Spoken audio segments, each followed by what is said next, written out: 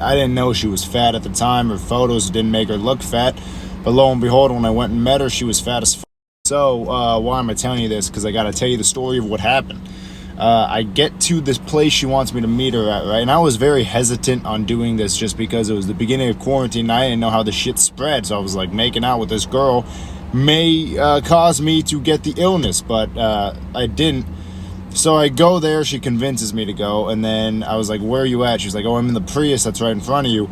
Go get in. I go, all right. So I get out of my car, I open up the door, and I see this fucking girl in the car, and she was like pushing some bills, man. She was big, and I go, fuck, I gotta fucking deal with this shit. So I sit in the car next to her, and she goes, hey, and I go, let's just get this over with. And we start kissing, right? And the entire time, man, I could not be more flaccid. This shit was like a fucking deflated balloon that got stepped on. Like, it was not much at all. And then she takes off her seatbelt and proceeds to hop over to me in the passenger seat to, like, sit on me. And I go, fuck, like, I'm gonna crush my fucking pelvis here, too?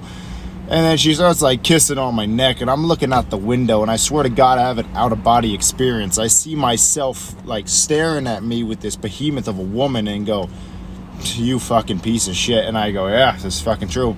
She goes, you want to go to the back seat? And I go, damn it. I go, yeah, sure. I don't know why I keep saying yeah to all this shit. Now that I know, like, I can withdraw consent at any time too, and it's not only girls that can do that.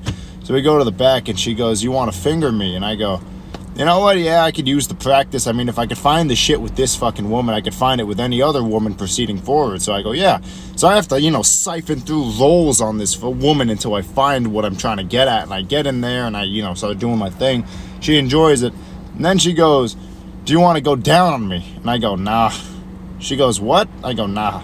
She was like, you don't? I was like, no, I don't. I'm good. And then she gets upset with me and says that kind of ruined the vibe. I go, what do you want from me? She goes, what, do you just not think I'm pretty? And I swear to God, the sound that came out of my mouth was, because I didn't want to tell her no, but I fucking didn't want to tell her yeah either. So she ends up, like, fucking mood is killed or whatever, and I tried talking to this girl, and she is the most dull fucking person I've ever talked to in my life. And she gets upset with me for not having better conversational skills. And I go, hey, you asked me to come here. I didn't want to come here. You asked me to. She goes, oh, wow, you didn't have to give me any attitude. I go, you know what? That's fine. And I get out of my car. And this was right at the beginning of the pandemic. So I have hand sanitizer in my car. I drowned my fucking hands with hand sanitizer. I almost drowned my mouth with it, too. But I didn't. Anyway, boys, you guys know the drill. See ya.